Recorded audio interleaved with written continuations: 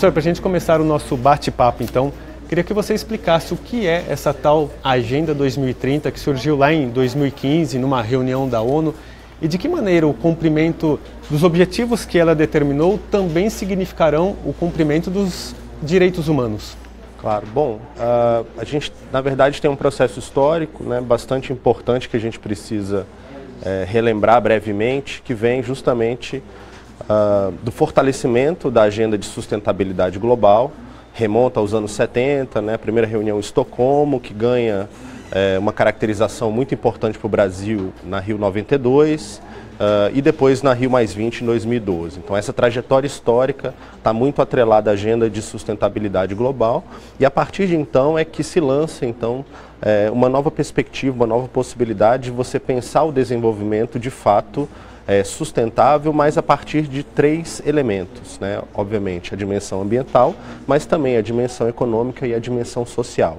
E essa agenda com esse tripé, ela vai ser constituída entre 2012 e 2015, pensada, refletida dentro de vários grupos de trabalho das Nações Unidas, e a partir de então é que se lança em 2015 de fato essa chamada Agenda 2030. Né? Então, claramente o marcador dela é o ano de 2030, onde se espera que alguns dos objetivos, né, são 17 ao todo, eles sejam alcançados. É interessante notar que cada um desses objetivos possui algumas metas, né, globalmente estabelecidas e que precisam, obviamente, ser traduzidas para cada um dos países. Então esse é um esforço que a gente ainda está tentando fazer, por exemplo, para a realidade brasileira. E aí é muito importante notar que algumas dessas metas, elas têm total relação com direitos, em geral, uma abordagem de direitos humanos. Por exemplo, o ODS 5 é o ODS de gênero, né? Então você tem dentro desse ODS uma série de metas que tem muito a ver com o direito das mulheres e meninas, por exemplo.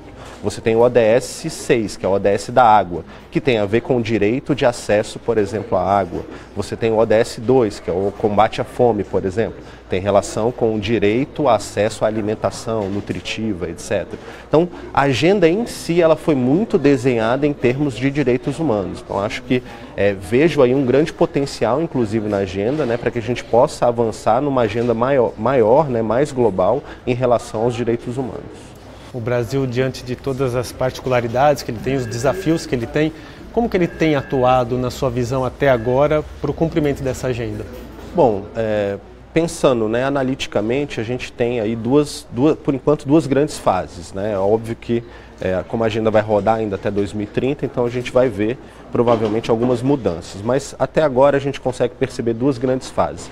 Uma primeira fase que é um importante engajamento do país, que vem justamente dessa herança de 2012, na qual o Brasil vai albergar, né, a Rio +20 vai ser um dos líderes nesse processo, e esse período ele vai rodar mais ou menos até 2016, né, final de 2016, início de 2017, onde o governo realmente estava comprometido com o cumprimento, né, das metas estabelecidas pelos 17 objetivos. A partir de 2017, obviamente, você tem o quê? Uma transição política no país, né? Então saem os governos, né, aquela década de governos mais progressistas no Brasil, e você tem a chegada de governos mais conservadores, que não estão alinhados propriamente com aquilo que a agenda está apontando em termos de direitos humanos, principalmente.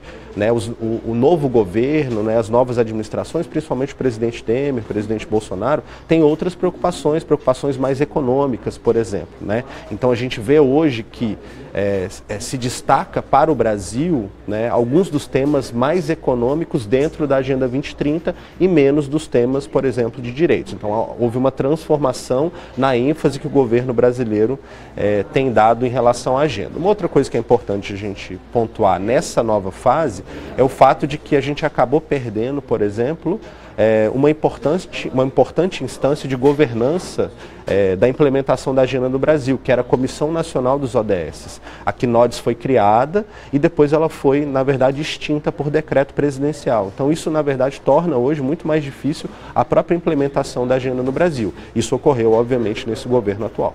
Te preocupa, então, esse momento atual em relação a essa Agenda 2030? Sim, de fato. Nos preocupa a todos, né? Todos aqueles interessados em usar a agenda como um fator potente de transformação da realidade, de melhoria da qualidade de vida das pessoas, né? A agenda ela tem um apelo muito da centralidade da pessoa, né? O mote da agenda global é não deixar ninguém para trás. E a gente estava tentando justamente perseguir esse mote quando houve, de fato, a transição política, né? E hoje a gente está vendo que muita gente está sendo deixada para trás, né? Então preocupa bastante. Pensando agora nas universidades, né? De que maneira elas também precisam se alinhar a esses propósitos, a esses objetivos traçados dentro da Agenda 2030? Como que as universidades podem também colaborar para que a gente caminhe nessa direção? Sim, eu vejo 3 coisas fundamentais. A primeira é o potencial da universidade em produzir conhecimento de qualidade. Então hoje se coloca muito em dúvida o papel da ciência, por exemplo, né? E eu acho que a universidade ela tem um papel importante a cumprir produzindo, né? Teses, dissertações, pesquisas aplicadas, por exemplo, e que obviamente vão servir para a própria implementação dos objetivos e das metas que estão estabelecidas na agenda. Então essa é uma primeira coisa que é vocacional para as universidades e para nós que trabalhamos e vivemos a universidade. A outra dimensão é o próprio fato de que todas as universidades elas têm uma vida própria.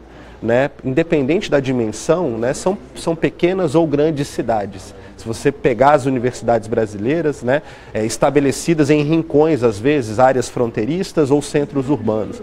Então há um potencial muito grande da gente transformar o que a gente chama da política do dia a dia. Ou seja, o modus vivendi, é você transformar a forma como você lida com as coisas no dia a dia na universidade, pensando a partir do que a agenda traz para a gente. Então a agenda traz para a gente muitas qualidades em termos de transformação das coisas do dia a dia. Então vejo isso também como um fator fundamental, as universidades seguirem e tentarem implementar dentro das universidades o que a própria agenda está apregoando, né? Para os pesquisadores, para os alunos que estão envolvidos com as pesquisas, com os projetos de extensão. Então, este é um momento oportuno para que eles, de repente, repensem até um pouco os objetivos daquela pesquisa, o público-alvo daquela pesquisa. Acho que essa é a hora para se pensar um pouco em relação a essa agenda. Nossa, perfeito, porque, na verdade, como a agenda tem uma temporalidade estabelecida, ou seja, 2030, essa é a geração que precisa, na verdade, se apropriar da linguagem, do léxico, né, entender melhor a agenda, se aprofundar na agenda, ou seja, essa juventude que está hoje vivendo a universidade, né, e fazendo as coisas na universidade, do ensino, da pesquisa, da extensão, precisa realmente se apropriar, porque eles vão lidar com isso no mercado de trabalho. Hoje o mercado de trabalho vai exigir deles, por exemplo, um entendimento sobre a agenda e aplicabilidade de algumas habilidades vinculadas à própria agenda. Então eu diria que vale muito a pena para essa juventude hoje, os jovens universitários, tentarem justamente compreender um pouco melhor a agenda, colocar isso dentro do seu dia a dia da universidade. Você está vivendo uma experiência bem bacana dentro dessa questão da Agenda 2030, que é o programa especial de extensão lá da UNB que você coordena. Fala um pouquinho para a gente o que é esse programa, o que ele tem buscado desenvolver dentro da universidade. Perfeito. A gente encontrou, na verdade, o espaço dentro da Universidade de Brasília.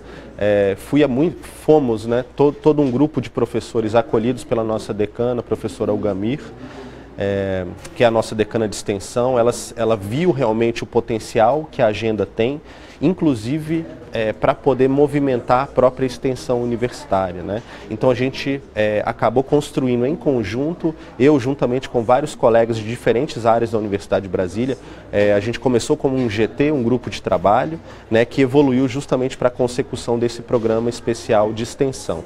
O programa de extensão, ele é basicamente um guarda-chuva para poder acoplar, né, todos os projetos de extensão, ações de extensão, projetos de ação continuada que nós já temos, né, e outros que venham a ser criados, né, justamente já alinhados aos próprios objetivos e às metas que estão presentes dentro da Agenda 2030. Então, eu diria que nós tivemos, na verdade, uma espécie de fortuna institucional de termos encontrado uma pessoa dentro da instituição bastante atenta ao potencial da agenda, né, e eu acho que essa é uma outra dica valiosa, né, que as instituições consigam encontrar o melhor lugar para ter institucionalmente um lugar para poder trabalhar a agenda dentro das universidades, né? Eu acho que esse é um caminho natural para as universidades, né?